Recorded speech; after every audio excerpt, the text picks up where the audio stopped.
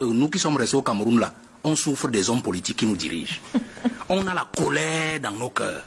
Et quand nous avons la colère dans nos cœurs, nous ne pouvons pas les soutenir à 100%. Parce qu'en fait, nous devons lutter au quotidien contre la vie chère. Que vous venez d'évoquer merveilleusement, madame. Est-ce qu'on peut mettre entre parenthèses? On met quoi entre parenthèses? Avant le football, il y avait la politique. Il y avait des gens qui nous dirigeaient et qui échouaient.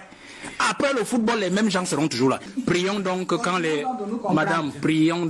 quand les Lions vont rentrer le 18 décembre, le même soir avec la Coupe du Monde, qu'ils rentrent avec l'huile qui coûte 1000 francs à la table, qui rentre avec le savon qui coûte 200 francs, qui rentre avec une augmentation de salaire du Qatar, qui rentre avec les frais de correction des enseignants depuis l'année dernière en 2021, ils continuent à les attendre aujourd'hui, qui rentre avec ça dans la mallette, qui rentre avec l'électricité pour tous les Camerounais, au moins dans les 10 chefs-lieux de région, c'est-à-dire sans délestage, qui rentre avec l'eau pour tous les Camerounais au robinet, madame. Lorsque nous avons des gens qui s'éternisent au pouvoir, lorsqu'on a des gens qui ne veulent même pas prendre leur retraite et laisser la place aux jeunes, lorsque nous n'avons pas l'eau, on n'a pas l'eau. Ça c'est terrible. Les choses sont administrées à l'aide des torches de téléphone. Des malades. Parce que pour les vraiment. Les téléphones, c'est terrible. Il n'y a pas d'eau. Tout à l'heure, j'ai compris comment une malade demandait de l'eau pour laver les mains. On lui a demandé d'aller acheter. Étendu pour laver les mains. Il n'y a pas l'eau. Il n'y a pas d'électricité. Elle ne voit pas. Voilà. Ça, c'est terrible. Vraiment, vivement que quelque chose soit fait dans l'urgence. Vivement que quelque chose soit fait dans l'urgence. C'est terrible. C'est une cabane au goût de campagnard. Bris de terre pour les murs, des pailles pour coiffer. Quelques lattes sont sur le toit. Finition assurée par quelques affiches sur le mur et des rideaux blancs aux portes.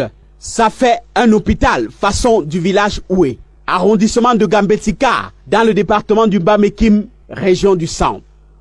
Son univers sacré, constitué dans une pièce d'1 mètre sur 2.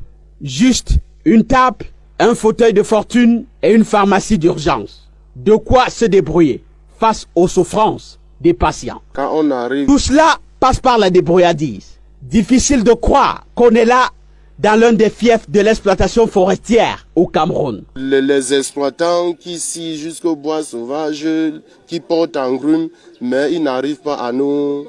On en perd assurément le verbe, soucieux de l'avenir et de la santé de ces gamins. Le département du Mayo, ça va dans la région de l'extrême nord. Ici, l'eau est une denrée rare. Pour se procurer quelques gouttes, la population est contrainte de creuser dans les lits des maillots.